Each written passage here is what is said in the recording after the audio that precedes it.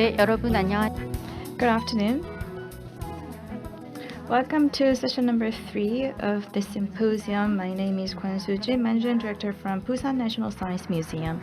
It's good to see you all here today. This event is being live streamed on YouTube, and we also have on-site participants as well. I am certain that we will listen to interesting presentations provided by renowned guests.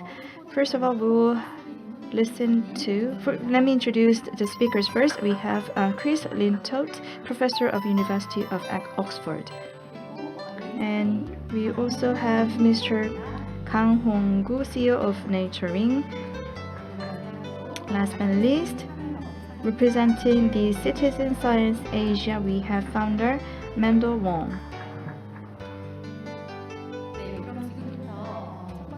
Now we'll begin the first presentation of the session number 3. The title of the first presentation is Casual Participation in Science, Zooniverse in and Out of Museums, and the presenter is Professor Chris Lintott from University of Oxford. Please welcome Professor Lintott with a big hand. Hello everyone, thank you very much for being here. Okay, that's fine, thank you. Thank you very much for being here. Before I start, I just want to echo what others have said on behalf of my colleagues in Oxford and the UK and around the world, and send our condolences to the people of Korea after last weekend's events. What I want to talk to you today is a set of stories about discovery. It's a story about who gets to make discoveries and who gets to participate in science. And it's a story that I've been thinking about for a very long time. In fact, I've been thinking about it since I was a small kid with my own small telescope in the southwest of England. And I enjoyed looking up at the sky, but mostly I wanted to discover something. I'd already decided at the age of about 12 that I wanted to discover a comet, because comets are named after the discoverer. And I think Comet Lintott I still think Comet Lintott sounds rather wonderful. If you discover an asteroid, you have to name it after other people, and that seemed less fun. I never discovered a comet. I got close to finding something one evening. I was looking at the Orion Nebula, which is our nearest big star-forming region, and I nudged my telescope and it moved, and this star cluster swam into view. And it was a beautiful sight in the telescope. But I'd never heard of a cluster near the Orion Nebula. I got the atlas out, this is before we had the web at home, and no such cluster existed. And I remember putting an X on the spot and writing Lintott 1 next to the cluster. Actually, this turns out to be the cluster NGC 1981. It was discovered in the 18th century. It's not mine at all. But I had a moment of discovery. And really, from then I thought, I grew up. I realized that modern science doesn't really work like that, that you don't make discoveries using a small telescope and a 12-year-old. We build big projects that map the universe. As I carried on in my career, I got to work with data from one of those projects, data from an American project called the Sloan Digital Sky Survey. They're made with collaborators from around the world. And Sloan produced a map of the nearest million galaxies to our own. I'm going to show you a bit of that map now. We'll start on our own galaxy on the Milky Way, and we'll travel outwards through space. So each dot in this system is another galaxy, a system of a few 100 billion stars like our own sun. And it was projects like this that let us understand that the universe on large scales has structure, that there are places with loads of galaxies and places with very few galaxies. It's a remarkable data set. But one of the great things about this project was that the data was shared online for everyone, rather than just being preserved to those scientists who had worked to make the data set happen. So lots of us, including myself, who weren't involved in this, started thinking about how we could use this data. And in particular, I was interested not in paying attention to the whole universe, but to individual galaxies, like the one at the center of this image. And if you want to understand a galaxy, you want to know what shape it is. The shape of a galaxy tells you about how it has formed and evolved and interacted with its surroundings over many billions of years. But when we have 1 million galaxies, sorting them out by shape is a difficult task. In the old days, this was done by eminent professors who would look at maybe 100 galaxies and then write a book about them. In the 80s, this was done by graduate students, but we now had 1 million galaxies. And so we turned to one graduate student called Kevin Shawinski, and we told him that he'd won the opportunity to look at more galaxies than anyone had ever seen before. Kevin looked at 50,000 galaxies, proving that he was better at this than a computer, that it mattered to have people, but also that that was enough. He refused to look at any more. No problem. I asked the university for 20 more graduate students, but they weren't going to provide that. And so without really thinking about it, we put these images online, thinking about the 12-year-old me wanting to make a discovery, and we asked people to tell us what shape the galaxies were. This was an enormous success. In 2007, we were quickly receiving 70,000 classifications of galaxies an hour from hundreds of thousands of people who were inspired, we were later to find out, by the chance to do something useful. People took part in this project because we told them it would help us understand the universe. And it's a very important point of these projects that people take part because they want to help us discover and explore. This inspired many other projects. I'm not going to tell you about many of them, but as an example and a proof that they can make rather unusual discoveries, let me tell you about one particular project, again from my home area of astronomy. This is a picture of the sun. It's actually a video taken in 2012 when the planet Venus happened to pass in front of the sun. This is a video taken from outside our offices in Oxford. On the left is the beautiful image. On the right is the physicist's view of things. This is just a graph of the brightness of the sun. And as you can see, we discover a fairly straightforward result, which is that when something is in front of the sun looks slightly fainter than it would do otherwise. This dip in brightness.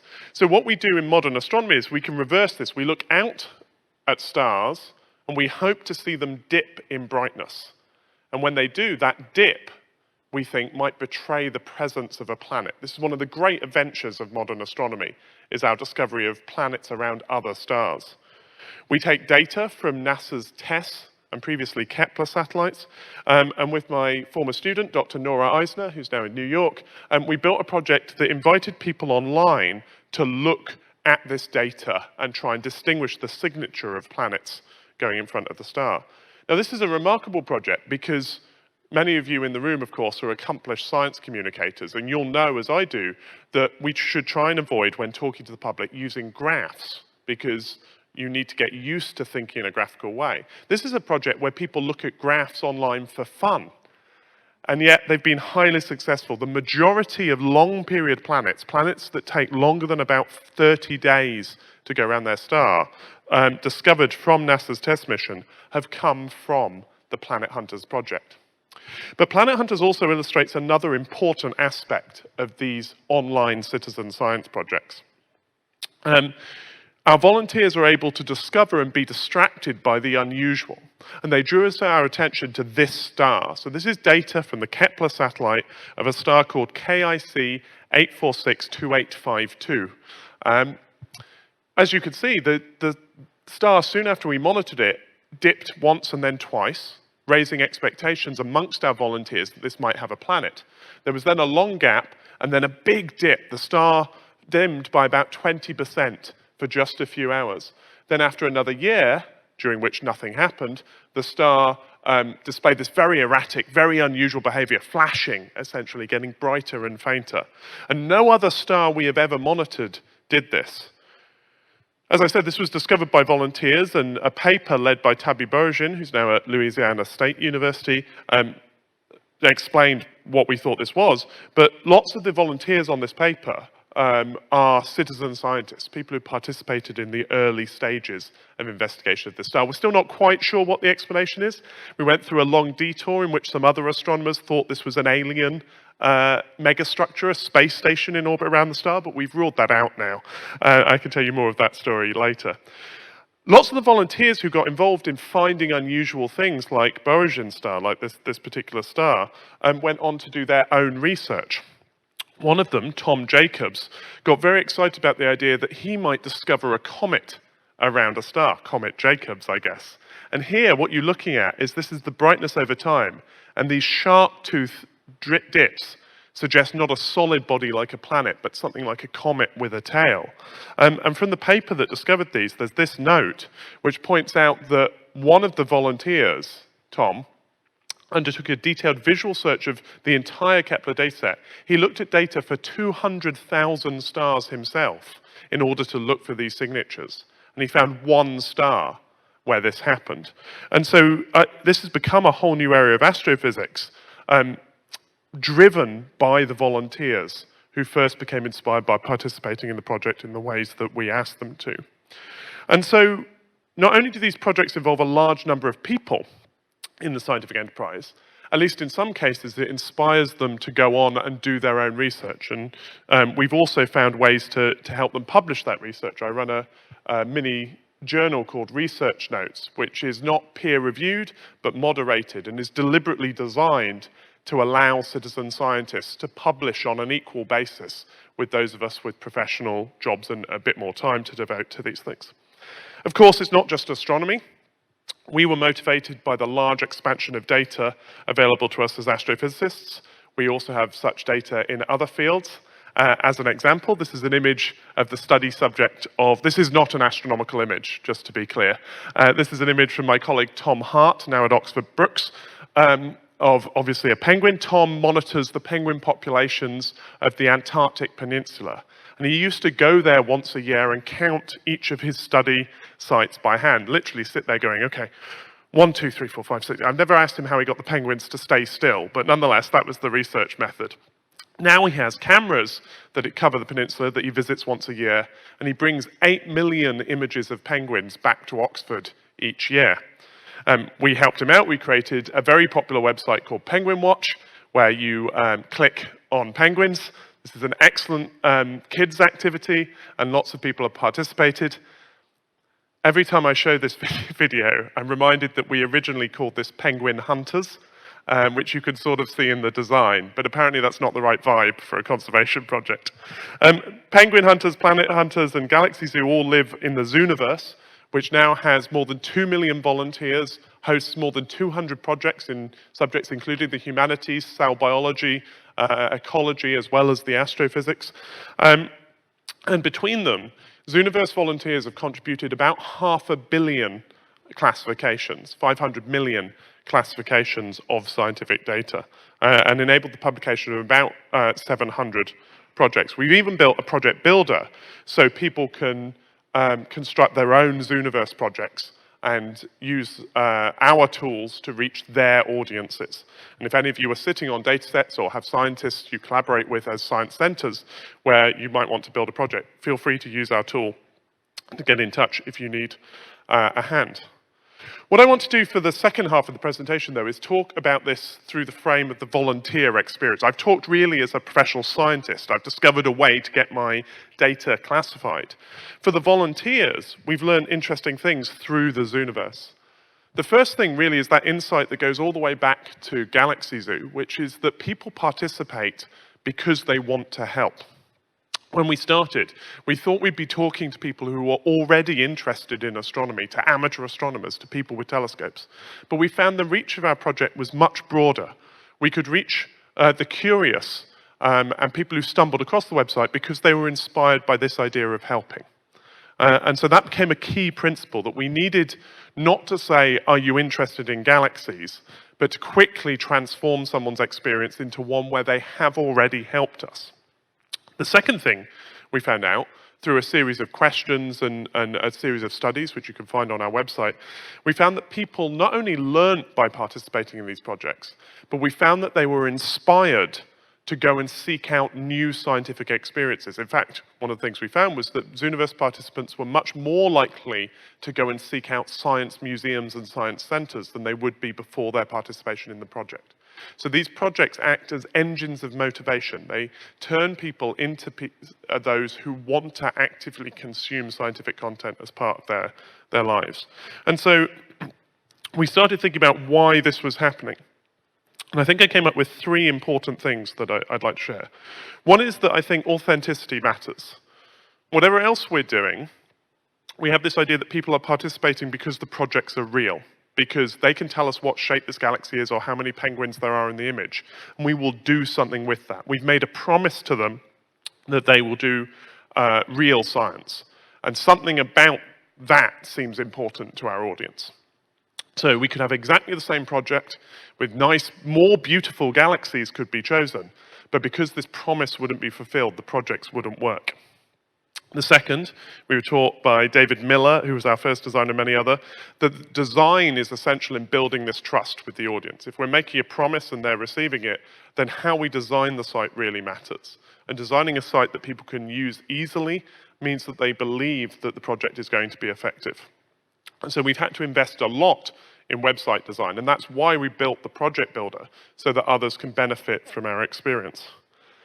The third one's a bit different, which is that I think I've learned that not everyone needs a new hobby. In the early days of Zooniverse, we had this idea that we would have this army of citizen scientists, millions strong, who could be directed like a regular army. So today we're going to look at craters on Mars. Tomorrow we've got to sort out the number of zebra in southern Africa. Then after that, we're going to dash over to the Smithsonian and transcribe their historical records.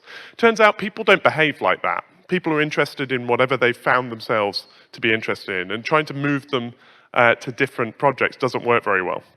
People don't think about themselves, we learned from Kevin Krauston and Carsten Oosterlund and collaborators, people don't think of themselves as citizen scientists, not until a long way into their participation in the project. They're merely people who stumbled on a website. And so you have to think about transient participation, about people who are going to take part in your project for a day or two and then drift off. And maybe they'll come back years later. But what they're not doing is sitting down to take a university course in citizen science. They are participating because it's meaningful to them at that point. In the same way that a visitor to a science museum may be engaged in all sorts of things, but as we know, getting them to take that experience and visit the website or scan the QR code or carry on with a sustained engagement is much more difficult. Putting those together, I think we can frame what Zooniverse is offering as a citizen science experience with a couple of ideas from the museum world. The one that's become very important to me was from Elaine Gurian, who wrote about threshold fear in the concept of museums. The idea that particularly in museums, like I'm picking on my own Ashmolean and Bodleian in Oxford here, in museums which were built to be imposing, there is a choice to enter the museum or not. And the odds are you will only make the choice to walk up the steps and go into the museum if you've already decided that you're going to get something out of that experience. If you think of yourself as the kind of person who goes to museums or consumes scientific content in the context of a science museum. Zooniverse tries to break down that barrier by making the initial participation as trivial and easy as possible. If I show you a web page and tell me how many penguins there are, that's very different from saying, do you want to be a zoologist to take this training course? And so we try and eliminate the threshold by making as low a barrier to engagement as possible, trusting that later these advanced patterns will show themselves. I think this is linked very strongly to an idea that's had a lot of influence in the UK from a science theorist called Louise Archer, the idea of science capital, which is the idea that people engage in science based on a variety of things, but essentially how much science and scientific content they have in their early lives. So do their parents indulge in scientific activity? Do they have family friends who do? Do they regularly, as a family, go to science museums, consume scientific content, talk about science? Zooniverse can be seen as a way of building up science capital, of creating a space in which people feel that science isn't something that they receive, but something they participate in. And this explains why, later on, volunteers are motivated to seek out other scientific content. If we raise their science capital, then they're more likely to seek out other scientific experience. So far, of course, we've talked about this on the web, but we can think about bringing the Zooniverse and some of these advantages into the museum space. One of the key collaborators, the other lead institution on Zooniverse, along with the University of Oxford, has been the Adler Planetarium in Chicago. And working with a museum has been a transformative experience for me and the project, because it's allowed us to meet our audience day by day and instantaneously. This is a touch table experience that we've created at the Adler Planetarium. So visitors can, while they're there, do citizen science. They can actually contribute to science while they're in the museum. If you're interested in that, there's a link on the slide which is to evaluation and explanation of what we've done. We can also take this sort of experience outside the museum again. We've done mass projection events, for example, here where a crowd of people are classifying galaxies in Oxford as part of a Winter Lights Festival. This crowd are running from side by side in order to create consensus galaxy classification. So we can take the advantages of citizen science and bring them into the museum, but I think all of this is going to change in the next few years, and I think we're going to need the help of museum-like experiences even more, and I just want to spend a couple of minutes talking about that.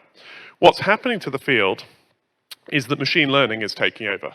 The kind of straightforward image classification, like counting penguins, is increasingly the kind of thing that can be done by machine. There's lots I can talk about how to incorporate machine and human together. But I've started to think of the problem space for scientists with large data sets as something like this. So if we put, for any given image, how unusual it is on one axis and how interesting it is on the other axis, machines can tell us how unusual an object is in a given data set, but only humans can tell you how interesting something is. And then you can think about this data set. So in the bottom left, we've got normal things. In the top left, we've got places where the camera's broken or artifacts. In the bottom right, maybe that's beautiful images where they're interesting but not unusual. But in the top right, that's what we want to find. We want to find the really unusual, interesting things in large data sets. And we've begun to build projects that do that. The Galaxy Zoo Weird and Wonderful experiment literally just asked volunteers not what shape is this galaxy, but which of these galaxies are interesting, in an effort to crowdsource an attempt to find the most unusual and interesting things in very large data sets. But what we found is that without support and scaffolding, this is a very different prospect. If I show you an image and say, what shape is this galaxy? Anyone can have a go at that. If I show you an image and say, is this galaxy interesting? You naturally have questions about, well, what's interesting? What do other galaxies look like? What context are you asking this question? What do I need to know about the galaxy to answer this? And so our model, which needs to preserve the idea we had of almost instantaneous engagement and authentic engagement, is going to need rethinking. And I think that thinking can come from the world of museums. I've been inspired in particular by the Angela Marmont Centre at the Natural History Museum in South Kensington, which is a facility aimed at one of the traditional functions of the Natural History Museum, which is that it's always been a place where people can bring things that they've found and have them assessed by curators, whether those be meteorites or insects or whatever else. And the Angela Marmont Centre has built a laboratory, you can see a picture of it here, that's just accessible to visitors. And so if I bring my unusual insect or my bit of rock that might be a meteorite, my experience now is that I'm given a whole load of references and support, and there are staff there to train me to identify what it is that I found, rather than the old experience of handing over a rock and a curator saying, that's not a meteorite, please go away. And I think this sort of scaffolded support, working with groups over a period of time, as we've heard from many of the speakers this morning, is something that we can learn from the museum world, and we can take it into this online space. We're going to have to do this. We're building a telescope now. This is the observatory under construction, called the Vera Rubin Observatory in Chile. It's an international project, but it will produce 30 terabytes of image data a night. If you monitor just things that change in the sky, we think it will send 10 million text alerts a night. And so our challenge for the next few years is to build a community that can deal with that. My last story is of this guy. This is Frederick Adler, who was one of the first astronomers to look at the variability of stars, how they change with brightness. He did so by asking astronomers from all over the world to contact him and send in his observations. And he said, if you do that, in a short time, we will accomplish more than has been done in the 60 years which has passed since the discovery of such stars. Then he said, I have one request, which is that observations should be made known each year, because observations buried in a desk are no observations at all. And then he said, should they be entrusted to me for reduction or even publication, I'll undertake the task with joy and thanks, and will also answer all questions with care and with the greatest of pleasure. And I can't think of a better way of expressing the contract that exists between us as science communicators, science researchers, and our citizen science collaborators. Thank you very much.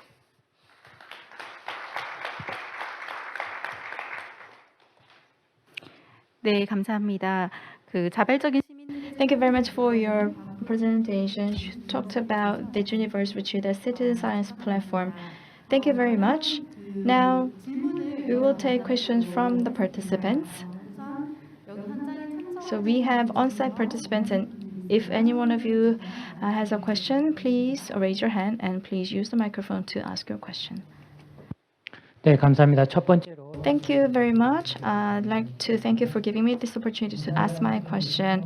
So I'd like to ask the translator to translate my question into English. So I just listened to your presentation. It was quite impressive. And online platforms were used to engage citizen scientists. I have a question. So if you plan a project like that, there could be some limitations in gaining traction. So I'd like to ask you what kind of challenges you experienced. Maybe there was a passionate person who wanted to initiate a project, and were there any type of support to pursue the projects? I understand there will be a presentation on the Korean case, and for me, your answer will be important because I want to compare other countries' cases and Korean cases. My name is Lee Ki-jong. I'm a journalist from a regional news media. And I'd like to also thank you for expressing your condolences for the recent tragedy that occurred in Korea. Thank you for your question. It's great to have you here. Yeah, there are a couple of aspects that you raised that, of course, are very important. First of all, support for participants. Because we host so many projects, we find that people can learn from each other. So as people use our tools to build projects, they can talk to other project builders. But in particular, we found our community are very keen to encourage people. And so as part of the process, we put project builders in touch with citizen scientists who have already had experience. And this can be quite a shocking experience for an academic who suddenly discovers that people are writing pages of notes about their project. And it's very good for everyone involved for that to happen early. So we find that sort of support really helps. Secondly, in terms of publicity, of course, we rely on journalists to tell people about these projects. But one of the reasons we created Zooniverse as a platform rather than as many projects is to allow people to find different projects. So some projects get more publicity, some get less, but hopefully the volunteer base are shared. We have found, and something we've been bad at doing, is that translating into local languages is, of course, very important. And we've just spent a lot of time making it easier for project owners to translate their languages, because we know that that's one thing that makes a difference. But most of our traffic comes from volunteers talking to each other. When people have made a discovery, even if it's just of a galaxy that they think looks nice, or an image of an animal that they're amused by, sharing those things online. Penguins work pretty well.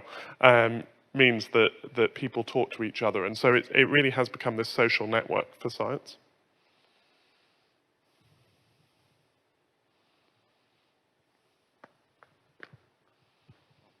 두 번째 질문 부탁드립니다. Another question from the floor? Thank you. I really enjoyed your talk, as I fully expected to do. I'm very curious about the brief remarks you made towards the end of your talk about how museums might help with this program. You mentioned the initiative at the Natural History Museum.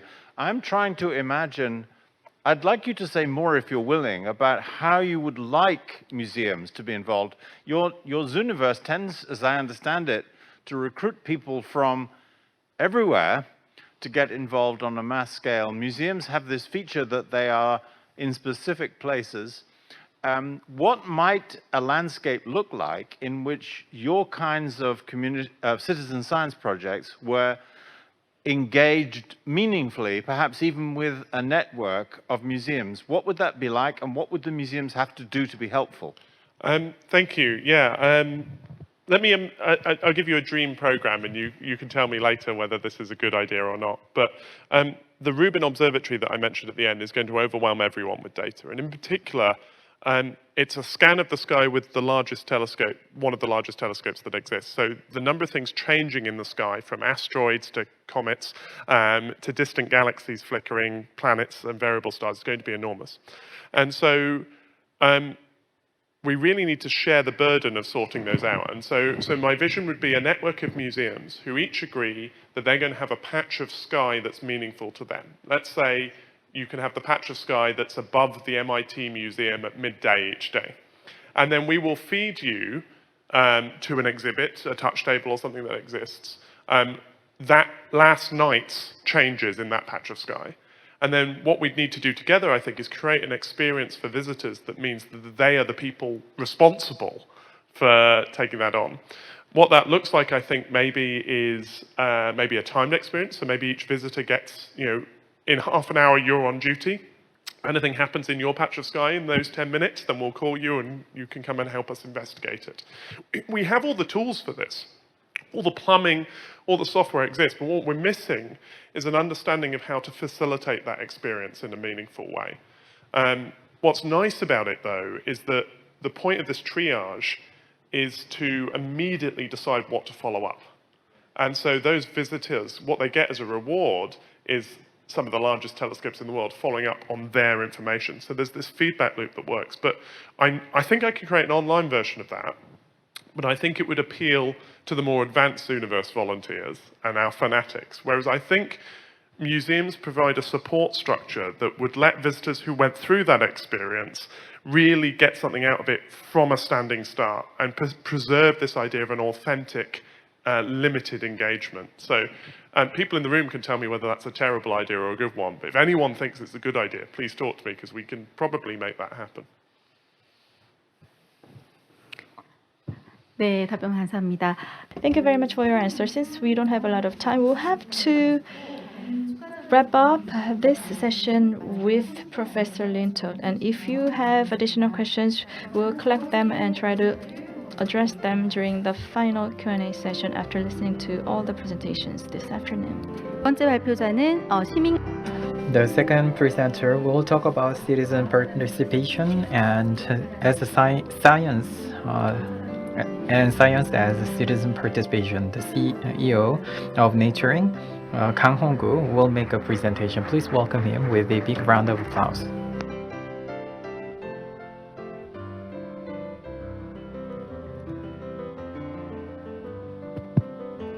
소개받은 My name is Kang Hong-gu. I'm the CEO of Naturing. It is my pleasure to meet all of you.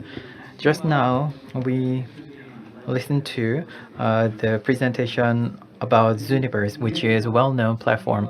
And in Korea, I'm developing and operating the citizen science platform. Naturing is the name. So Zooniverse is a platform where the researchers open up the data and photos and citizens participate in research. That is the main mechanism. And in our platform, Naturing, citizens make observation and they make records. And based on that data, we carry out the project. And the major area is biodiversity and conservation of ecosystem. For your information, I'm not a person related to a science museum, and I'm not a researcher. I'm a citizen who loves the nature, and I believe that we need to have this kind of platform in Korea. That's why I created this platform, and I will explain this, but we started this project in 2014, and up until now, there have been lots of projects, and there is no right answer. So in concept or operating models, there is no any fixed answer. So I'd like to share the impression I received and basic principles, I think. Yesterday, there have been meetings with the people who are interested in a museum, whether it is a science museum or other museums. When we plan the project related to science with the citizens, I believe that program is very meaningful. And in a certain space, when we do this kind of participatory project, it is more meaningful than one-way exhibition. I cannot say that this kind of program should be in Science Museum, but I hope this experience of mine can be helpful for you. We have many participants from other countries, but I would like to talk about the trend. So this is a Google trend. 2004 was the time when there was a controversy over this citizen science. And in 2004, citizen science was recognized by Oxford Dictionary. So why we need to call this as citizen science and what was the effect? That kind of discussion took place in 2004. And as for the value of citizen science, there has been the people reached a consensus, and we recognize the importance of citizen science. And over time, the interest for citizen science has increased. And people focus on the outcome of citizen science according to my study. So some say that citizen science goes back hundreds of years ago. But in recent decades, we can see the concept of citizen science has been defined and it is organized recently. And the concept was introduced in Korea about 5 years ago. So I searched for citizen science in English. So I cannot tell you about Korean situation. But about 5 to 6 years ago, we recognized the importance of citizen science and we started to talk about the utilization of citizen science. In other countries, I believe museums contributed a lot. On the left side, you can see the example of Australia, there is the example of UK, and I'm interested in natural science. That's why I can find many outcomes related to natural science. But when it comes to raising awareness of citizens, I believe a science museum played very important roles. In Korea, citizen science is popular not in museum, rather in research area. So researchers thought that we can improve the citizen science in their research area.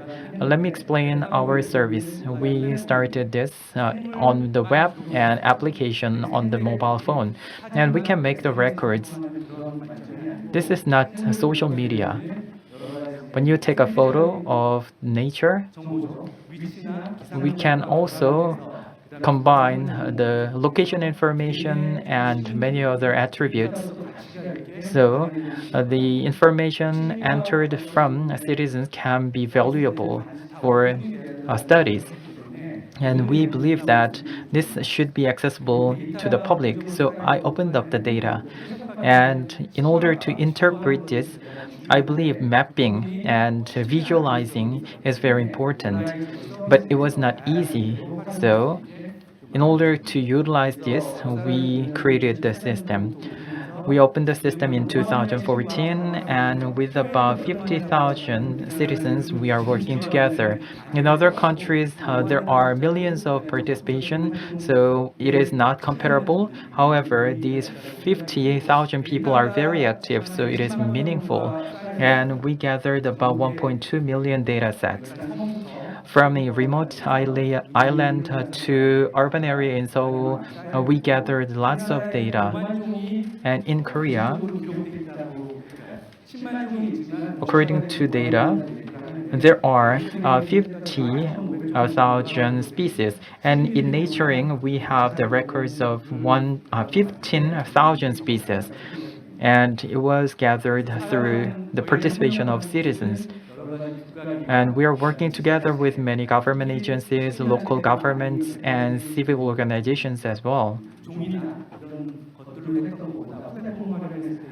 Instead of the paper-based system, since we are using mobile system, they are more actively participating, and it is used for education, and interested individuals are participating to archive their photos. As for the citizen science, let me explain my opinion. As I mentioned before, there is no right answer for citizen science. There are many citizen science for many purposes, but there is one important factor. Of course, there should be citizen and experts, and cooperation or collaboration would be the key word. So the facilitator can be the expert, or the expert can be the operator of the system. And for the common goal and common development, there should be horizontal relations. I'm saying this because citizen science is very meaningful project and concept, so sometimes it is distorted. Some people say that citizen is just a human sensor. They are generating just data, and analyzing it is the domain of experts. However, we need to move away from that concept. We need to work together with citizens. It is not just for utilization. We need to consider the impact to the society. And participating citizens can be participating only for their hobby or only for rewarding. But anyways, I believe horizontal relation is very important. In that sense, we carried out multiple projects, and we can categorize them into four. Since this is a science project, you may think that we need to create the hypotheses and verify them, but that is not the only project. There are multiple projects, and there are many types of collaboration with experts. So first, we use the data gathered by citizens and create the research outcome. So I call this as open science. Second, in order to address the social problem, scientific perspective can be actively introduced. For example, in the environmental activities or in development of the local regions, science has been used for a long time, and we can see participation of citizens. So that can be one of the types. Third, educational effect is very high in citizen science because citizens can learn many things in collaboration with experts. And sometimes education is the priority in some projects. Fourth, there are activities to revise or improve the regulations and systems. So let me explain this one by one. First, I will talk about science aspect. We are working together with Korea Biodiversity Observation Network, and we are gathering the specimens. Some are endangered species, and it is difficult to identify the endangered species by researchers. So we are working together with the citizens. So every year we are gathering 15,000 database, and now we have enough data to make analysis. There is one dragonfly, and this dragonfly is usually identified in the southern area. So when you look at two maps on the left side, and when you look at all four maps, you can see that these dragonflies are moving north area. So you can see the dots are increasing. In the past, they can be found in the southern area, but nowadays we can find this dragonfly in northern area. So in the past, we relied on experts' data. However, on the right side, these two maps are created based on the data gathered by citizens. So now we can make analysis. And we can also create a model to see the distribution of this dragonfly. According to the climate change, we can see the change and pattern of this species distribution. And now, based on the data gathered by citizens, we can even publish papers. Second, citizens participate in citizen science to preserve and conserve a natural environment that can be seen as a type of citizen science. And there have been many activities such as picketing and investigation internally. And one of the examples is from Jeju Island. This is a volcanic area, and there is an area called Kujawa. This is a plain area, and there are forests. This is very important area ecologically, and we can find many species here.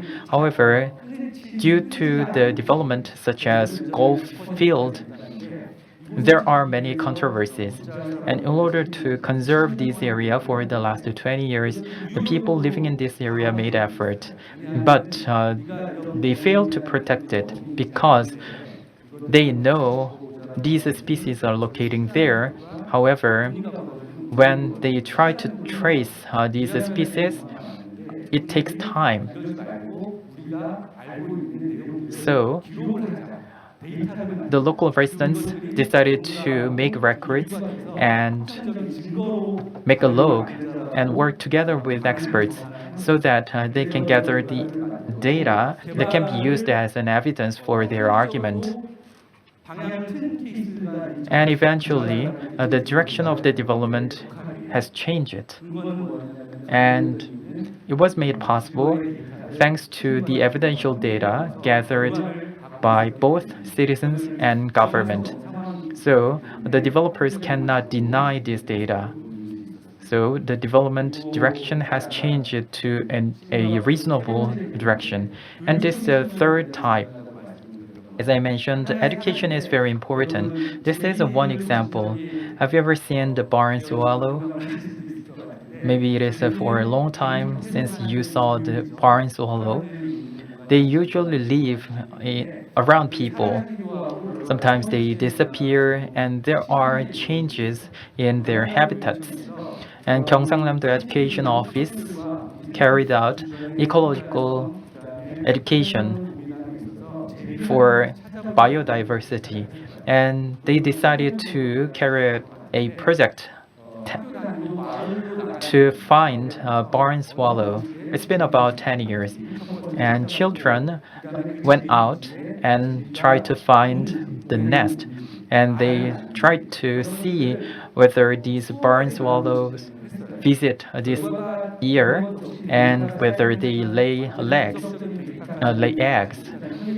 Of course, this is not a complete data. However, they gathered the data and they did monitoring together with the students and educators. So it was very educational. They didn't stay in school. They need to do the field study, and they also met many elderly citizens. So this citizen science was used for educational purposes. And this is a mop. At the end of the stick, they attached a mirror. And they created this tool to monitor the inside of the nest. They can count the number of eggs. And this is an example of Jeju Island. There was a nest in the parking lot. And people removed the nest because the manure of this barn swallow can damage the car. However, children created this sign to protect this nest. So they expanded the activities from monitoring to preserving the barn swallow. The fourth type is improving our system, and citizen science played a very important role. I believe there are some people who participated in these activities. Usually there are soundproofing walls on the road and they collide. The wild birds collide with these walls, and it can be frequently seen not just in Korea but also in many other countries. And scientists studied and realized that per year 800 birds die because they collide with windows. It was just 1 year study. And the next step is how can we prevent the birds from dying? We need to change the system. However, it is not easy for one researcher to make a change. So, the citizens participated to make the records of the dying birds. By doing so, we can contribute to change the social perception. So these are the species dying, and there are about 180 species. In Korea, there are about 500 bird species, and about a third of them are dying due to the window collision. So they made the record for about 3 years from 2018, and about 3,000 citizens participated in this project. And these dots indicate the dying birds. They made the record of died birds. And they color coded this, whether it is soundproofing wall or buildings. In naturing, we want to do visualization. They actively used this visualization feature. Citizens gathered the data to see where birds are dying, and the ultimate goal was convincing the local governments. They want to do something since so many birds are dying. And the Ministry of Environment used this as a data to make the change in the system. It was not easy to gather this data by the researchers. However, citizens gathered this data. That's why we were able to change the social system. This bird collision can be seen in many other countries, and there are many organizations in other countries, such as in Canada. They want to prevent the window collision. In Korea, we gathered the data as soon as possible and created the outcome very quickly. About 30 local governments created their ordinance to prevent the bird collision. And last year, at the National Assembly, a law was revised about wildlife. It's been only 3 years, and there have been so many changes because of the efforts of citizens, the data gathering, and participation of experts. This is one of the representative case. So after gathering the data, there have been after measures. So people gather the data and post it on Naturing, and there are feedback from experts and our operators. So, for example, we verified the species, and we also recognized and verified the quality of the data. And this is not just for research, but also for the communication with the local governments and central government. That's why we also carried out validation process, and then we shared this on a map. And we also created the map for the reduction effect. And we shared this data not only on Naturing, but also on other platforms operated by government agencies. So we created a system where data can be shared. And BioBlitz is also a very important program, and Naturing is used to make the records, and local government and many social clubs use Naturing to gather and share data. I have several slides to explain the cases, and from now on, I would like to tell you what factors are required to implement citizen science. Database should be the basis. We have many types of education, such as field trip, and we call them citizen science. However, whether it is a report, paper, or any other forms, all of them should be based on data. And as I mentioned before, we need to motivate the participants, and the outcome should be leveraged. If we just gather the data for the sake of the data, it is not useful. We need to utilize the data. And what is more important is openness and transparency. Sometimes the data is not correct. So people say that we will disclose the outcome, not the data. However, I think we need to ensure the transparency from the beginning. And there are multiple stakeholders, participants, experts, operating entities, and policymakers. So all these players need to play harmonious roles. There might be some controversies, but I think we need to keep this in mind for our development. This is one of the papers I read, and I believe it is very meaningful. We need to have a long-term perspective for citizen science. There are so many factors to carry out this as a one-off program. So we need to have a long-term perspective. And in order to do this for the long term, communication is very important, as other speakers mentioned. And this is not just about the papers published by experts. The outcome should be shared. Then all the participants can find this experience rewarding. And there might be various situations. For example, there might be budget cut or suspension of the program, so we need to pay more attention. And it's been about 10 years since I engaged in citizen science, and I read a book. Citizen science is more than gathering data. People go there, take pictures, and they identify the species.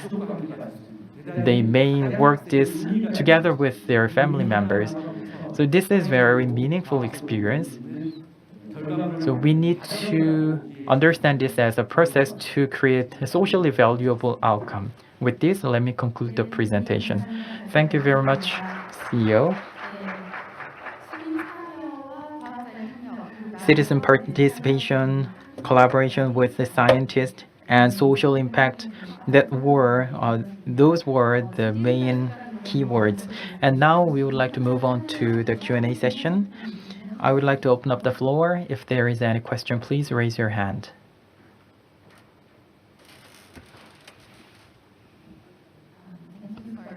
Very interesting presentation. I just want to know, how do you work to promote this platform to Korea? Is this platform available to other countries as well? Yeah. Two questions. First is, how do you promote this platform? And second, is it available internationally? Yeah.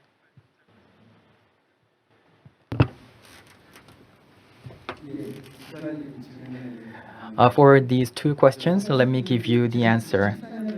We launched the service in 2014, and at the time, my promotion was visiting people. This is new platform.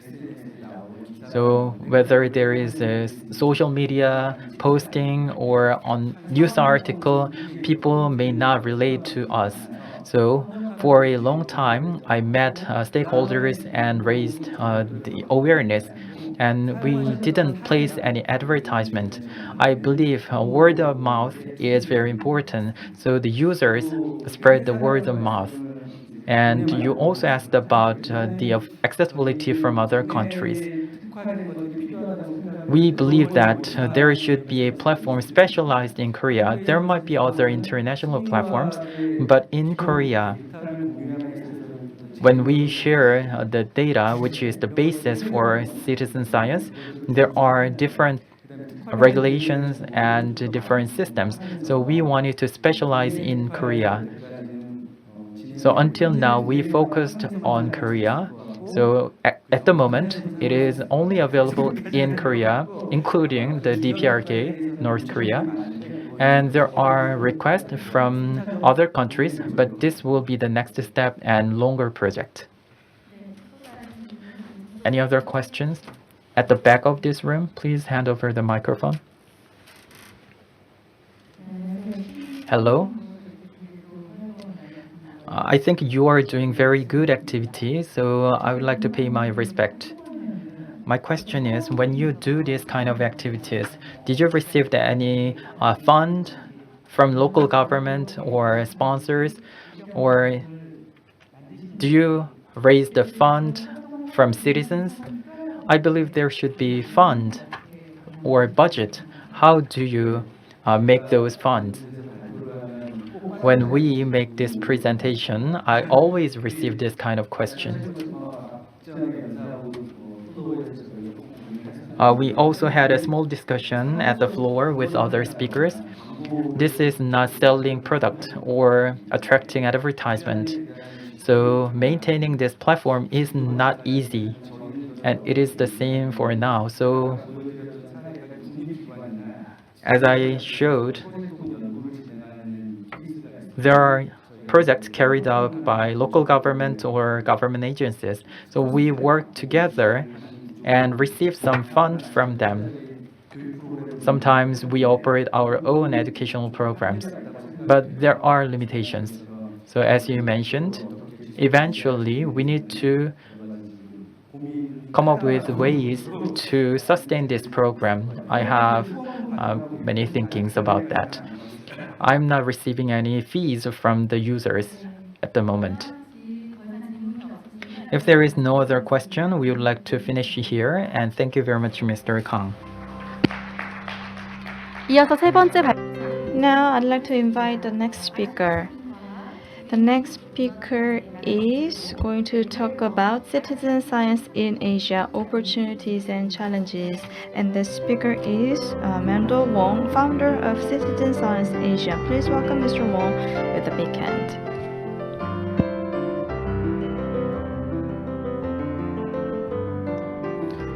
Hi, thanks for having me here. First of all, I just wanted to, same as the other speakers, give my condolences for the tragedy that happened to all the families and people of Korea. Really sorry to hear what happened. So best wishes. Otherwise, thank you for having me here. Just wanted to thank the leadership at the museum and also the organizers of the symposium. It's been a great honor for me to be here and also a very humbling experience for me as well, to be in the presence of all these other distinguished guest speakers who I probably don't necessarily belong to in the group of. So similar to CEO Kang, who just mentioned, I'm not by profession a research scientist. I don't have any affiliation with museums. To some degree, I'm simply a citizen in the whole citizen science concept. My background is actually in IT technology. So what I do on a daily basis is really about solving problems. And what sort of brought me to citizen science is really the idea of how we can leverage citizen science to solve a lot of the problems of the world. And harping back to some of the other speakers, which we'll get through in my talk as well. Hopefully, it's a tool that we can all leverage, and it is open to everyone to be very diverse and inclusive. Also, just thanks to CEO Kang, that actually helped set the stage for a lot of what I want to talk about. And it's great to have a lot of very specific examples in Korea, especially with his work over the last 10 years with the platform very specific to the audience here. So in terms of my background then, so why am I here and how am I qualified to actually have a talk about this? So my experience with citizen science, or my journey with citizen science, really started about 5 years ago. At that point, this whole concept is very new to me, and the thing I found very interesting, as I said, is really around solving problems. And what we ended up doing is finding this organization called CitizenscienceAsia. So as the name implies, I'm based in Hong Kong, by the way.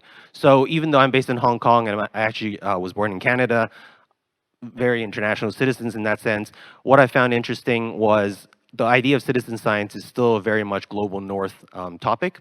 And the representation of Asia is very, very lacking in my opinion. And so even though I was based in Hong Kong, one of the first decisions we made was not to just be specifically representing Hong Kong or just be based out of Hong Kong. It's really trying to bring Asia as a region together. Now, as all of us know, it's a massive play. It's a lot of difference in culture and language.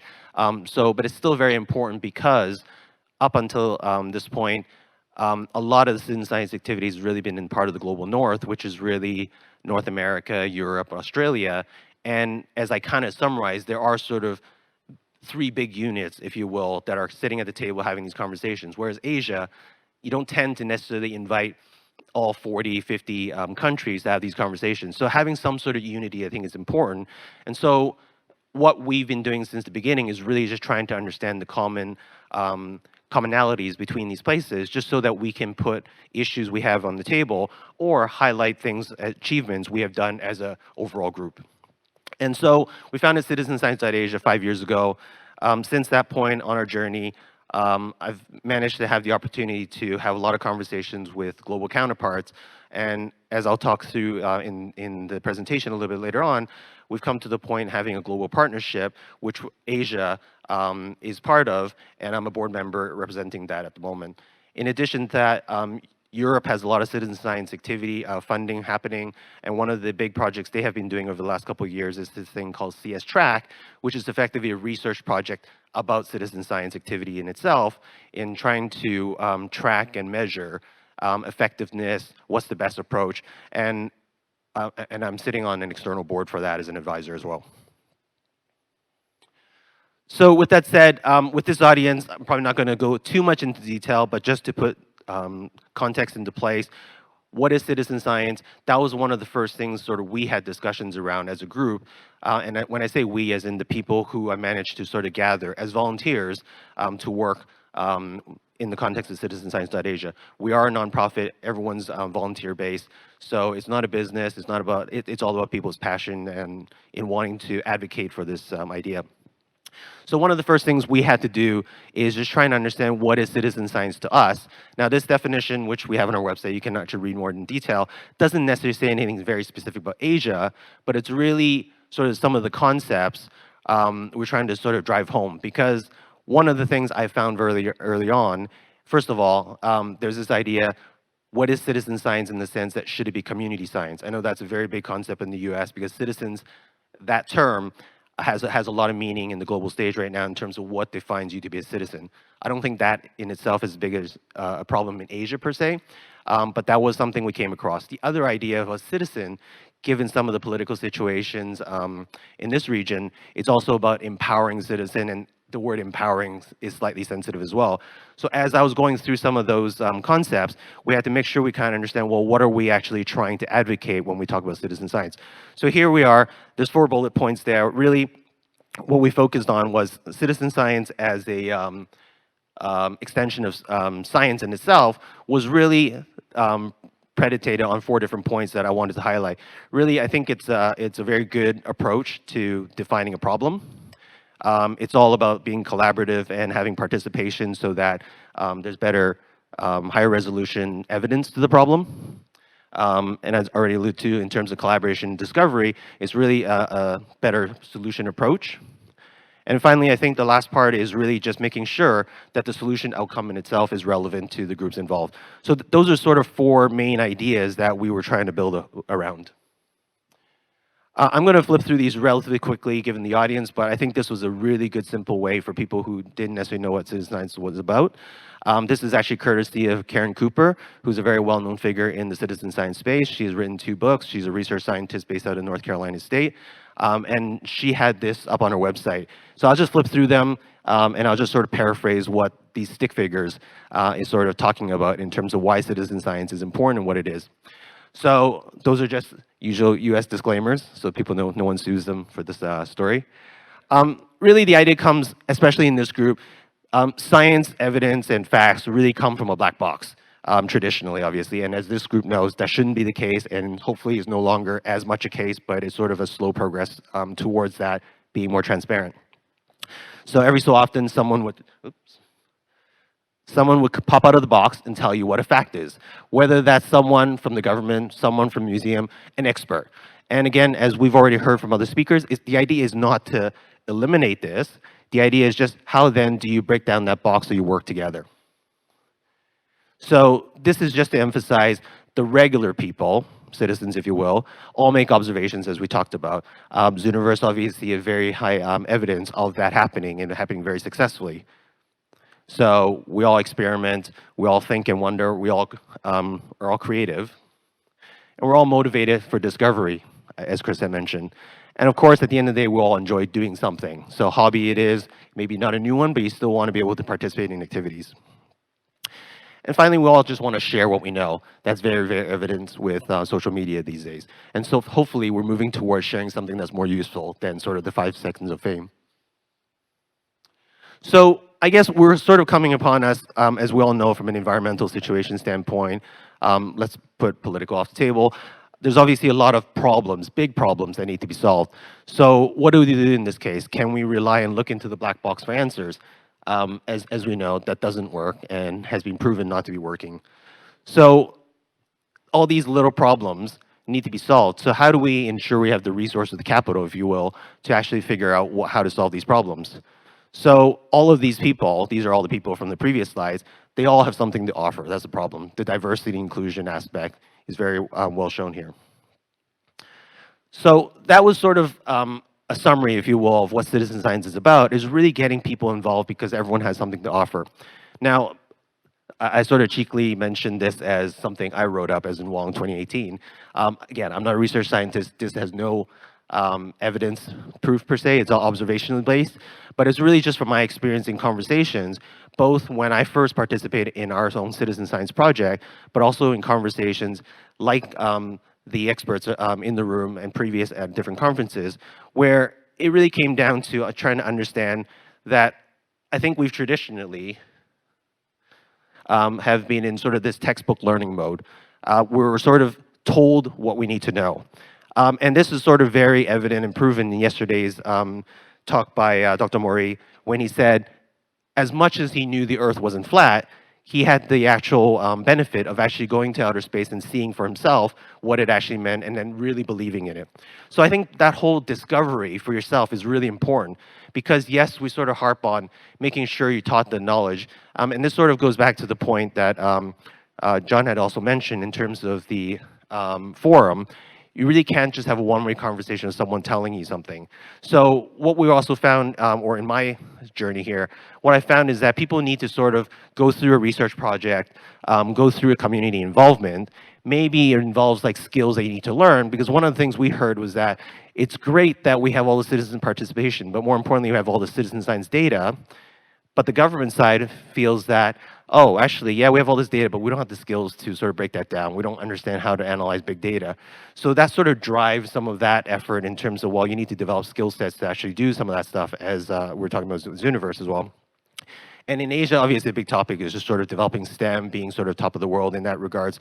So I think these wheels sort of turning themselves, and ultimately it comes to the point where this is very specific to Asia, which personally I know, and I find that in a lot of the Asian culture, is that innovation isn't really associated being empowered or open. So part of that helps to start changing the mindset. You're not really looking top down for the government or some sort of central authority to tell the answers, solve the problems for you. Really, everyone is part of that solution. So unless you start going through this process of just not receiving knowledge, but sort of going through this discovery process yourself, developing a skill set, that's how you're going to open up your mindset. So I think this is, again, also a concept that's just very important to me when we sort of started putting together CitizenscienceAsia, because these are some of the, these lead to some of the challenges that we're trying to tackle in this region. different perspective of what is citizen science. Everyone knows what the SDGs are about. This is a statement that was made publicly back in 2017. We gathered as a global delegation to that year's UN Environment Assembly. There was a new forum that was started at that point called the Science Policy Business Forum. So the idea was trying to bring the researchers with the policymakers, as well as the private businesses, because again, that's obviously where the funding comes in. The idea here was trying to have these people talk about different aspects, topics, to figure out solutions. At the end of the day, all relate to SDGs. We were brought in by UN Environment because they strongly believed in citizen science as a proponent in helping find that solution. So we were there really to advocate for the idea. We were happy to hear that a lot of people already sort of know what it is, already thinking about it, but they had a lot of questions about, well, what's the accuracy and all that. Anyways, that event was closed off with this statement here. Really is just trying to explain that professional science alone can't do this. So they really do need the help of citizens. So this is something official that came out of that. One of the targets at that point, aspirationally speaking, is to engage 1 billion global citizens by 2020. This is after the fact. I think it's pretty clear there's active participation by a lot of people. That exact count is probably in fluctuation because that's not really a stable number, as we know. But in any case, this was something that's really important in the SDG context. And a couple more slides around that is really just the idea. There's been a couple of research papers written since then, just highlighting how citizen science relating to SDGs can be helpful. So you can find these papers online just to go through the details. And again, like I said, UN Environment is a very, very big supporter of what we do, and that's been very helpful, leading to a partnership that I'll talk about a little bit later. And just a few numbers here just to sort of highlight that point. As we all know, there's 17 SDGs, there's 169 targets, and there's 244 indicators to help measure the effectiveness or the improvement or the progress of those SDGs. So the idea here is that right now, citizen science already contributes to about 5 of them, and more specifically, these are around like water quality and air quality and things like that. But really, one of the analyses we've done as the citizen science sort of global group is really trying to sell citizen science really needs to be told by stories. And those stories, are we trying to focus on just sort of a few natural world type experiments, sort of doing the data collection, or is it really applicable across the board to different type of issues? And one of the agreements we made earlier on is really we should be looking at citizen science as a tool for any of those SDGs, so trying to find stories for them. So later on, one of the papers that was written is really around mapping the citizen science contributions to the SDGs. And one of the things I found was that 76 of the indicators actually really could be supported by citizen science data. And one of the interesting things already, as we already know, or as they already know, is that for countries in Asia and Africa as well, sort of in similar state, is that they're only able to monitor about 20% of the SDG indicators at the moment. So we are not that far off from 2030 when this is meant to be driven home, and we're sort of quite lacking in data to really know how well we progress. So this is a big issue for the UN at the moment. So hence the importance of citizen science in this context. So lastly, just in terms of Asia then. So as we already sort of mentioned, citizen science actually does have a very long history in Asia in terms of observational things that are done annually, like sakura blossoms in the spring, bird watching, obviously, as everyone will know.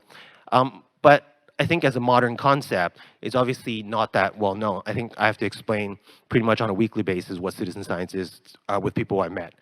And even if they know about it, it really is in the context of global north, just from a language perspective. So given the context of Asia representing over 60% of the population, I think it's really, really important that there's more Asian focus in terms of things we can bring to the table and share. And obviously, there's also a lot of issues that are very highly regarded in Asia that needs to be solved. So I think it's important for us to be part of that conversation. So I guess going into what CitizenscienceAsia is about and sort of put context around some of the opportunities and challenges I want to talk about, like I was mentioning, there was really a lacking in representation. So what we did was sort of stand up and say, hey, look, maybe we should sort of take on that mantle and do that. So it's been 5 years on. We managed to sort of have some mini milestones. We're registered as a proper charitable organization in Hong Kong now. So there are things now we're sort of getting into more formalization of looking for funding and things like that. But it's sort of a slow progress so far. So just to break it down in terms of what we do around the mission. So we're really sort of broken down into trying to make sure we build global connections, having sustainable capacity, and tangible conversations with different groups. And this is how I'm going to talk about some of these opportunities and challenges. So with the connections, at the end of the day, what I also found over the years is that there are local insular groups in each of the countries that are potentially doing citizen science, maybe not at scale. So one of the things we're trying to do is really make sure that in the existing communities, those are all connected together. And again, as I mentioned early on, is really trying to bring home the point, what are the common issues people are trying to solve, and trying to solve those by putting on the table with some of the other areas that are actually looking at some of these issues. And a lot of this comes down to sort of cultural, socioeconomic, language differences, as we've already alluded to. So one of the things we're trying to do is really just trying to highlight what is able to be done here versus what can't be, because we need more language expertise to make these projects happen. We have ambassadors around the region. We also having a lot of conversations with people. So having come to Korea, having conversations with people like CEO Kang is great, because we really understand a lot better what's happening in Korea. Because sometimes that's really difficult to sort of find out just online based on English searches, as an example. So we've done a number of things here on the right so far in terms of trying to market what citizen science in Asia is all about. We're obviously trying to continue to have these conversations with different people and just continue that progress we've already started over the last few years.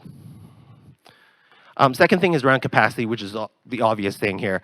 As I mentioned, we don't have any resources ourselves, but what we try to do as best as we can as volunteers is really putting forth the skill sets that we have to help facilitate people who are actually interested in doing citizen science projects.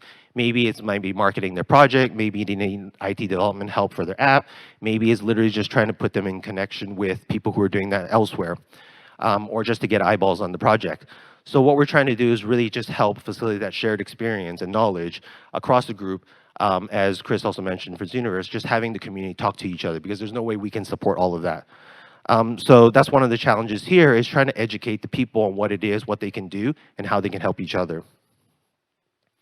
And in that light, similar to being here, we've been at a number of workshops and conferences to talk about citizen science. And we've had the luxury of being in Thailand National Science Museum last year doing something similar as well. So the last bit in terms of conversation, this is the hard part, and this is not quite where we're at yet, but this is something that's important where we're trying to move towards, is really a lot of that is in sort of data collection, getting people involved, getting up and sort of being involved with activities. The next thing is really just more important is the conversations, is really trying to establish more conversation with whether it's social enterprises, whether it's with the government, is really then to take on and believe in the data that citizen science can provide, and then therefore there's sort of a bring that to full circle to ensure that they are also supporting the efforts that we're trying to do here. So a lot of this is actually just trying to raise more awareness and literacy in science, just to make sure that there's more people involved, especially from a top-down perspective. And this is one of the things I want to mention earlier in terms of this conversations. One of the big things is in partnership. And as I mentioned earlier, there is sort of counterparts that I have that are working around the world doing something similar in terms of advocating for citizen science. And one of the important things that we've done recently is we have memorandum of understandings between the groups to ensure we're able to sort of share that knowledge and leverage each other. And more formally, there is actually a Citizen Science Global Partnership that was launched just last month. It's been in the works for the last few years, but we now have a formal entity that's launched, and they're going to formally work with the UN environment and other UN associated organizations to help drive home some of these global solutions and filtering down to other networks that are regionally specific. Because at the end of the day, as much as a global solution, they need to be very, very localized in terms of execution. So we sort of represent the Asia portion in that group to help make sure that anything we're doing is well coordinated. So just to close this off in the context of museums. So like I said, my background's not in museums, so I looked up the definition, and it just by chance happened to be a new definition that was sort of pronounced earlier this year. Maybe it's controversial to some degree from my understanding, but I think with this group, I think we're all on the same page. At the end of the day, some of the controversy, I think, involves like how much do citizen science get involved with museums, and I think the agreement here is that that's not really controversy in the sense that people believe that I think is important to make sure people are part of that journey. And so I just raised a few things here. Like I said at the beginning, I don't think I'm here really to be able to answer a lot of the questions because I'm on the journey myself. But here, hopefully, I can sort of raise some of the questions and continue on this journey with other people in this room. Is really just how then do we work with the museums themselves? Because I think there is a huge opportunity for them to be hosting, helping drive home some of the scientific facts, help sort of gather the volunteers as a place of trust. So. And that's already proven in some of the other places. So the point here is that in Asia, are we doing that in a similar fashion? And if it is already happening to small degrees, maybe it's not really visible and transparent, because one of the things I had a hard time finding out about was whether that's really happening. So being on the ground is important, but I think the idea is that the museums themselves need to be more open in sort of marketing the idea that's happening, and potentially maybe work with us to help them in that regards if that's necessary. So just a few things here, I think, just to close off, is just how can we work with you guys in tandem to make this happen. So a lot of these are just really in information sharing to a degree to start with. And there's a few things I mentioned on the bottom here. Definitely visit our website. You can sort of keep up to date on what we're doing, what's happening around the area. There's a community, which is an important part in sort of continuing these conversations and engaging each other. And there's a few facts there if you're looking for citizen science aspects that are specific to Asia. Thank you.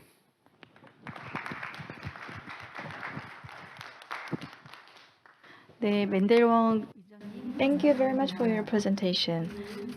So now let us see whether there are any questions from the floor. If you have a question, please raise your hand. 뒤쪽에 마이크 좀 전달해 주십시오. Please deliver the microphone. Thank you very much for your presentation. So this is my second time asking a question. If there is any other person who has a question, I can wait. Is there any other questions? If not, I would like to raise my question. Thank you for giving me this opportunity to ask another question. So you covered a lot of things in your presentation. And yes, please translate my question into English. And my next question doesn't have to be translated. So probably, if my understanding is correct, probably Mr. Wong's title and organization was not correctly provided. But in your presentation, you talked about a lot of things, and in your presentation, you talked about what kind of activities your association is doing. And can you point out similarities of different activities presented by two previous speakers, and also the activities that your association is doing? And maybe if we understand the differences of activities that occur in different countries and different culture, it will be really useful to promote collaboration between related organizations. And once again, thank you for kindly expressing your condolences for the victims of the recent tragedy in Korea. Thank you for that question. So just to be clear, so my title is founder and chairman of CitizenscienceAsia, which is the organization. So just to sort of differentiate what we do versus the two previous speakers, is that Chris and CEO Kang each individually run platforms which support citizen science activity.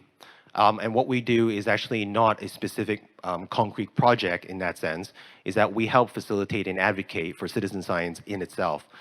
So in terms of in relation to what they do, we might help promote their activities. If they have an event or a Bao Blitz or a specific project that they're trying to get volunteers for, well, we would help try to market that a little bit.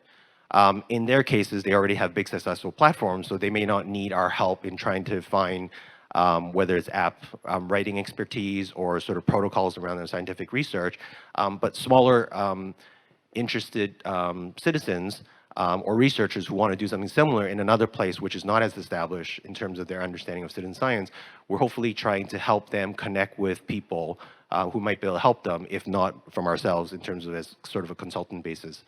So some of the activities we're doing is sort of less concrete in the sense that you can see and touch the project, but we're just trying to basically make sure we facilitate people who are actually interested in doing citizen science activities.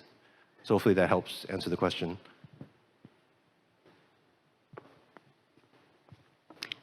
네, 두 번째 질문 받아보겠습니다. Is there any other question? Actually, I just want to reflect on citizen science, maybe in Thailand, and maybe you can give us some advice. The reason I asked the previous presenter about like the platform that is used in Korea, because we have similar situation in Thailand that if the platform is totally in English, it won't be really applicable to most of the people in our local country. So it's quite useful to have a platform in local language. But the drawback is that this platform cannot be connected, internationally. And the data, instead of being part of the global, data, it will be kept only in our country, which is useful in a way, if it's the project relevant to our area. Now, but one thing that I think we still have this barrier in our country is that in certain community, we do have people who understand what citizen science is, how can we make use of it, but in a bigger level, in governmental level, we still need to communicate a lot. Yeah, and I don't know, you mentioned about like trying to help, making this as something more acceptable in a policy level. Can you elaborate that, or what can we do to do that? In country who is quite new to citizen science. Yeah. Sure. Just the first quick point on your initial point around the language and sort of interoperability. I think with the technology hat, as I mentioned, I'm a technologist, so there are definitely a couple of things that can be done. Even if the language of the platform is very specific to sort of a country or an area or group of people, I mean, the data itself can be transferred and collaborated on via sort of the format of the data, if you will. And in other cases, I think, yeah, definitely localizing in terms of multiple language that's supported on a platform is also what we're trying to push for. So there's a couple of ways around that. And on your actual question, in terms of the conversation, so as you mentioned, on the one hand, and which is where we spent more time so far, is really trying to, first of all, work with people who already understand citizen science, bring them together. That's sort of something that's ongoing and happening already. Second is sort of educating the general public. That's where the museums can help a lot, just being a venue. The last one, as I kind of mentioned earlier in my slides, is really the conversations with other people who really need to get involved and who can actually help drive some of this stuff top down. I don't have a clear answer per se. I'm still working through that. But I think part of it is really just trying to build momentum. And we talked about this offline separately in other contexts and other examples, really is around, at the end of the day, you need to have a proof of concept that's working. So to some degree, we're sort of very agilely working towards this problem in the sense that as we move forward, bringing in the different groups that I just mentioned in sort of that order so far, I think opportunities come up, sometimes surprisingly, sometimes planned. So I think it's just about finding the right opportunity and quickly sort of latching on if something comes up. If, say, a particular government, say Korea as an example, was sitting in this audience and decide, actually, you know what, this sounds like a great thing. I think part of it is really just having those relationships and conversations, and it takes time to build those. But you need to have enough proof of why they want to engage in. So having the proof of concept is one thing, and that's what we're just working towards right now. And it's quite organic in that approach. But I think the way I just mentioned is sort of the lowest amount of resource to work towards that. And this would depend, because working across like a huge number of countries and political situation here, they differ, and just sort of just looking at as opportunity comes along. 네, 그러면 추가 질문은 나중에 저희가 시간 관계상 세 분 모셔서 So We won't be able to take further questions from the floor, but if there are more questions, we'll be able to address them during the final panel discussion session. So I'd like to invite all the 3 speakers onto the stage so that we can entertain other questions from the participants.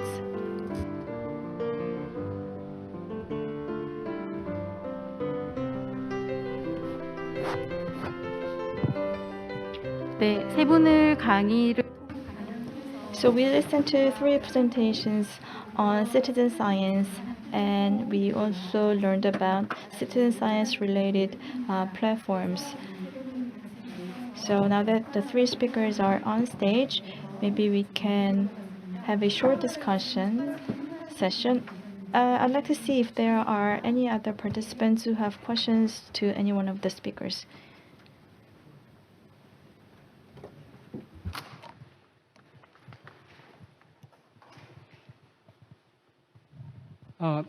Thank you for your explaining of Science Museum and the future orientations of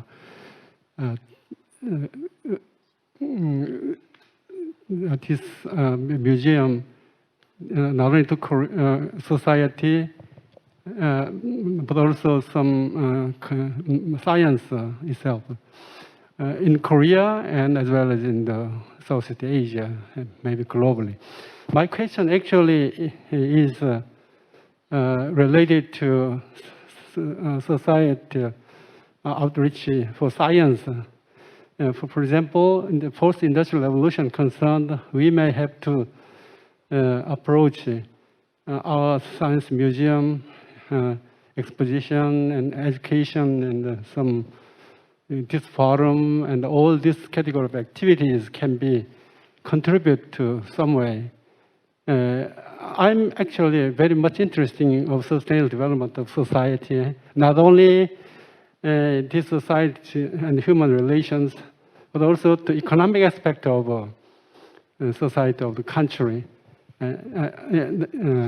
If it is possible for science museum contribution to society in economic and way, what sort of contribution is possibly be oriented by this science museum? Economy means it's related to ecosystem diversity and education and all aspects of actually human activity and social activities related to economic aspect. So quite broad terms. So if you have any kind of activity in your country or in your region, would you explain or introduce this to us? And also, particularly if it is possible to virtual reality or some extended reality concerned, it's just for amusement or kind of some kind of fun, or it's not the case. I just want to say that the future generation has to be educated or some possibly cultured or nurtured by certain way.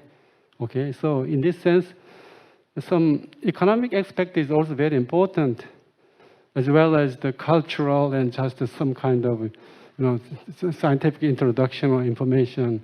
So if it is economic concern, it will be directly related to future activity for their future career or future job, etc. So it is just a vague idea, but I just want to know this aspect. If you have some sustainable development goals for 17 goals, or if it's specifically 169 detailed goals, if it is the case, what Science Museum actually can do for these objectivities? Thank you.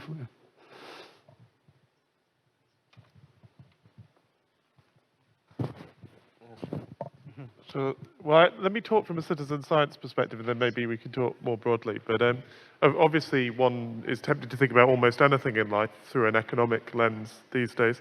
There is a paper that exists that studies the Zooniverse, written by a guy called Henry Sauerman, who is, I think, University of Georgia economist. who we had a wonderful conversation with him, and then he wrote this paper that calculated the economic value provided by volunteers on the platform. And he did that by looking at the amount of time that they spent and multiplying by what he thought would be a reasonable wage. And the number is absurd. It's something like hundreds of millions of dollars of work have gone into this. Which makes me wonder whether I can have some of that money to run the platform. But of course, this is not what you're talking about. That's not the way to think about these things. I think one thing we've learned in the last few years is that scientific literacy of the general public in any particular country has direct impact on the economy when it comes to dealing with things like the COVID-19 pandemic. I think when you look at the responses and how different places have kept their populations healthy or not so, a large part of that has been about science communication and about people's ability to access and understand really quite a complex and changing scientific story. And so I think one role that, even though, you know, I'm an astronomer, which is about as useless as you can get economically. You know, Zooniverse's role can, and citizen science in general, and certainly through there's this abstract role of educating our communities so that they can apply those skills to the challenges of 21st century economic life, whatever they may be. There's this general point that I think gets missed. But of course, in your worlds, there are specific things as well. You talked about environmental change, and that must have a sort of economic aspect as well.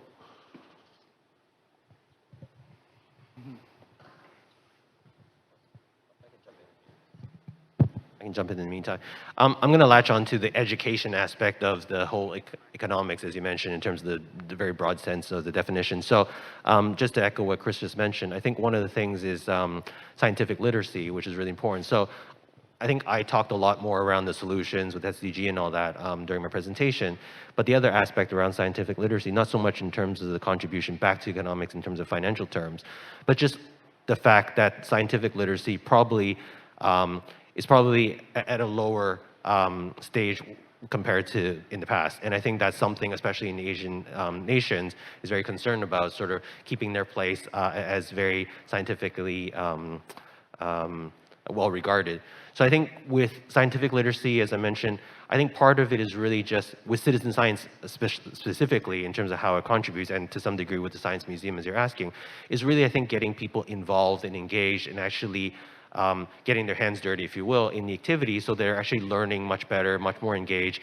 And I think it's just sort of getting that attention level from sort of the youth these days to really wanting to play with and understanding the concepts. And I think that obviously has long-term value. And I think that's where citizen science, along with the science museums, can really sort of partner in helping to your question.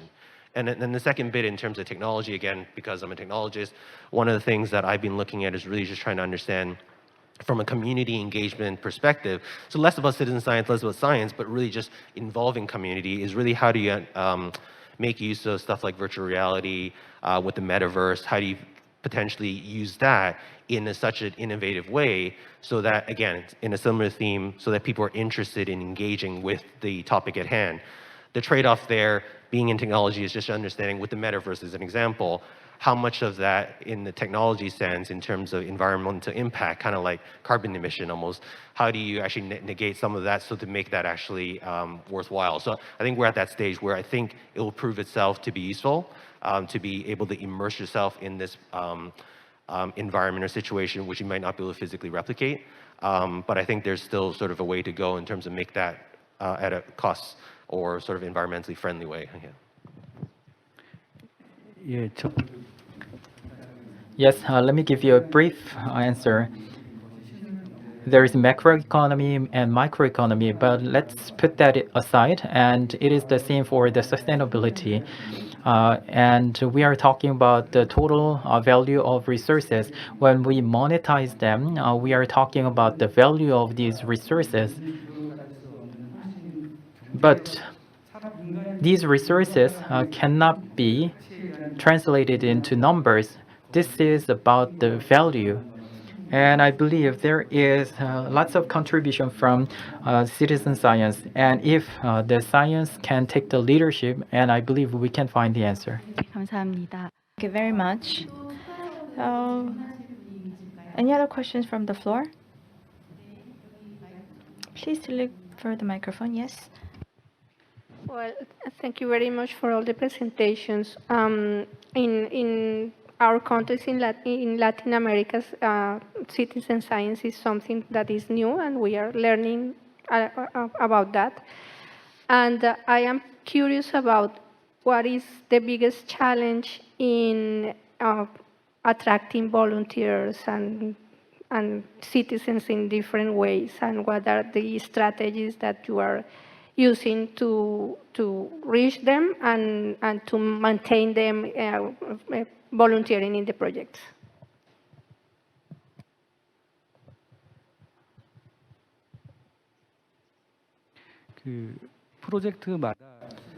For different projects, we need to encourage citizens to participate, and the method can be various. First of all, when we try to monitor the biodiversity for a specific region, the target audience will be the citizens living in there. And from the beginning, we cannot gather lots of people. So we need to engage with a small number of people in the region, and then we can expand that to wider audiences. In Korea, when we do the citizen science project, it is not the large scale. Interested people first participate in the project, and they create a sort of community. Of course, it depends on the subject of the project. So we first gather and pick the opinion leaders or interested leaders, then they can affect to other people. So we need to take phased approach. Yes, I think that's right, to bear in mind that you have lots of different kinds of people interacting. I think one thing that we try very hard to do is not to use the word citizen science, because I think there's a good term for us because it connects very disparate worlds. But do you want to be a citizen scientist is a very abstract concept. And so finding the particular project that will work for your community or your communities, as in your presentation this morning, I think is really important. And then I think the biggest challenge, which is what you asked, I think is often a perception of the sort of Hollywood depiction of science, right? Or the ivory tower in English, we would say, that description of a university. So there are barriers, even if we begin with participation and with authentic participation, as I described earlier, there's a point where you reach the, oh no, I can't do that, I'm not trained. Or, you know, especially because they're collaborating with professional scientists, there's a point where there's a tendency to hand over, and people are liable to underestimate their own abilities and confidence, and that, I think, is always going to be the challenge, and we want to catch people where that happens and support them when that happens, or to have a community that can support them. But doing that at scale, doing that in a distributed way, doing that with many different communities is difficult and challenging and rewarding. But I think that's always the problem. It's the point where, almost the point where people believe the project is real. It's a website and that's fine. And then hang on, you're going to do what with that data?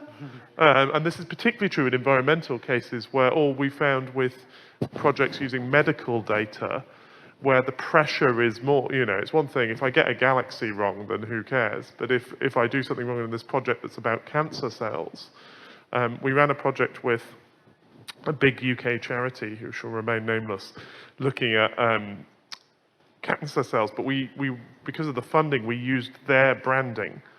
And their strapline was, in half an hour, you can help us cure cancer. And that's not inspiring, that's terrifying. Surely I should be trained if I'm going to do that. And so that project failed because people were scared. And so I think that sense of stopping people being scared is the really difficult thing. 한 가지만 더 말씀드리면 Let me add one more comment. As you mentioned, in this project, we need to understand what is the purpose, why citizens need to work together with experts. We need to provide good explanation. And in the region where citizen science is not popularized, science can be refused, and people wonder whether they can participate in science. However, as I mentioned before, my observation can become one important monitoring and one important data. Whether I gather 100 data or one data, my data can be very important. If people understand that, then they will participate. And the goal should not be that great. We need to approach one step after another, and we need to have staged strategy.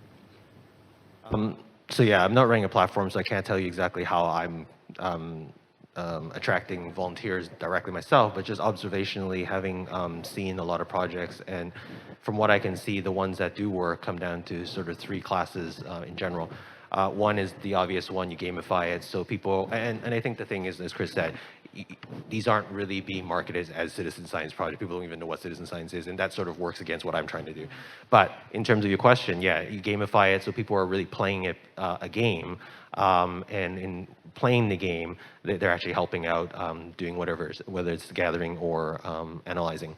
A second type is a little bit more explicit in the sense that it's a passion thing. People worry about air quality. One of the projects that I was sort of part of early on was really just trying to understand the Zika virus in terms of tracking the vectors. So there's a concern people think they're able to sort of contribute to. So there's a reason why they're doing it and doing it in great numbers. Or even recently in the UK, I understand there's a COVID tracking program, which was very, very successful based on the concept of citizen science.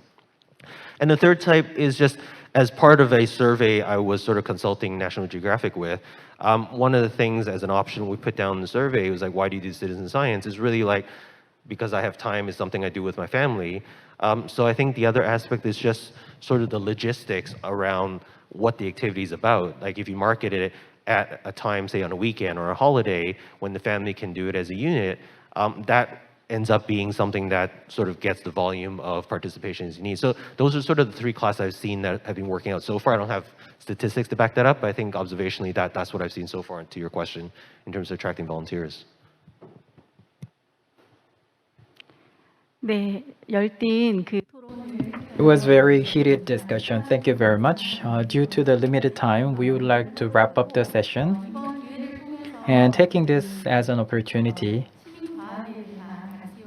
I hope we can understand the importance and value of citizen science. Thank you very much for the excellent presentation and Q&A.